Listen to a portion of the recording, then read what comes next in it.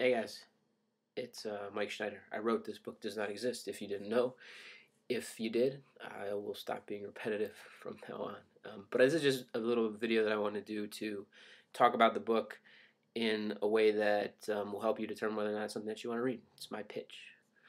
So if I met you in like a bar or in the street and you said, "Hey, what do you do?" and I said I wrote a book, and you said, "What's it about?" This is what I would say. I would say it's about a guy whose girlfriend vanishes and he has to go into another world in order to find her.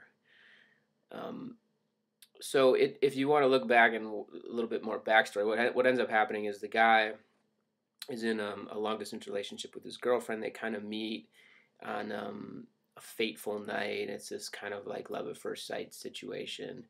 They go through a long distance relationship that's really hard and challenging, and towards after quite a bit of time, they decide to move in together. And the girl is on her way to L.A. where he's living at the time, and on the way there, she disappears. Something happens. He does not know what happened to her at all. And while he's trying to figure out what happened, he can't get a hold of anybody. People can't give him any new information. The police have nothing, etc., etc. So he's really lost. And then he gets this message on Facebook from a strange man that he's never met before, doesn't know who he is, and it says, "We can help you find your girlfriend, whose name is Naomi, if you come to Ohio." And the kid grew up he's not really a kid, he's like 28 in the book. But he grew up in Cleveland. She grew up in Cleveland. They go back to Cleveland. They go to Ohio. He goes back to Ohio, goes to Cleveland. He drives there. And on the way there, he gets lost, and he ends up in this bad part of town. And he finds this building. His car just stops at a building. He doesn't know why his car breaks down. He gets out, goes into the building, finds this red door in the corner of the room, and it makes no sense really to him why there's even a door there. Where would it go? He opens it, and he's taken into another world. And while he goes into this other world, he begins to see that the other world is very unnormal, to say it politely, I suppose.